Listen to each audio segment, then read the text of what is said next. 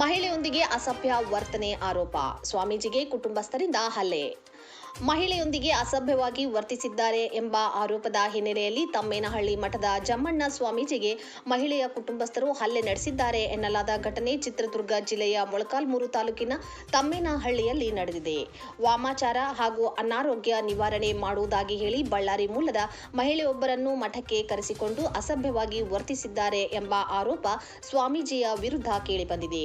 ಈ ವಿಷಯ ತಿಳಿದು ಮಹಿಳೆಯ ಕುಟುಂಬಸ್ಥರು ಮಠಕ್ಕೆ ತೆರಳಿ ಸ್ವಾಮೀಜಿ ವಿರುದ್ಧ ಆಕ್ರೋಶ ವ್ಯಕ್ತಪಡಿಸಿದ್ದಾರೆ.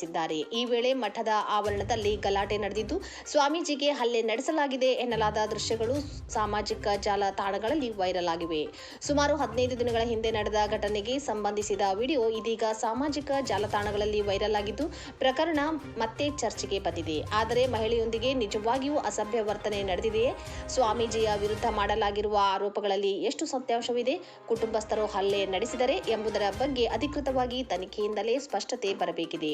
ಈ ಪ್ರಕರಣದ ಕುರಿತು ಪೊಲೀಸರು ಸಂಪೂರ್ಣ ತನಿಖೆ ನಡೆಸಿ ವಿಡಿಯೋ ಹಾಗೂ ಸಂಬಂಧಪಟ್ಟವರ ಹೇಳಿಕೆಗಳನ್ನು ಪರಿಶೀಲಿಸಿ ಆರೋಪಗಳ ಸತ್ಯಾಸತ್ಯತೆಯನ್ನು ಬಹಿರಂಗಪಡಿಸಬೇಕು ಎಂಬ ಒತ್ತಾಯ ಕೇಳಿಬರುತ್ತಿದೆ. ಅದೇ ವೇಳೆ ಕಾನೂನನ್ನು ಕೈಗೆತ್ತಿಕೊಂಡು ಯಾರ ಮೇಲಾದರೂ ಹಲ್ಲೆ ನಡೆಸುವುದು ಸರಿಯಲ್ಲ. ಆರೋಪ ಸತ್ಯವಾಗಿದ್ದರೂ ಕಾನೂನು ಪ್ರಕ್ರಿಯೆಯ ಮೂಲಕವೇ ಕ್ರಮ ಕೈಗೊಳ್ಳಬೇಕು ಎಂಬುದು ಸಾರ್ವಜನಿಕರ ಅಭಿಪ್ರಾಯವಾಗಿದೆ. ಈ ಪ್ರಕರಣದ ಸಂಪೂರ್ಣ ಸತ್ಯ ಪೊಲೀಸರ ತನಿಖೆಯಿಂದ ಹೊರಬರಬೇಕಿದೆ.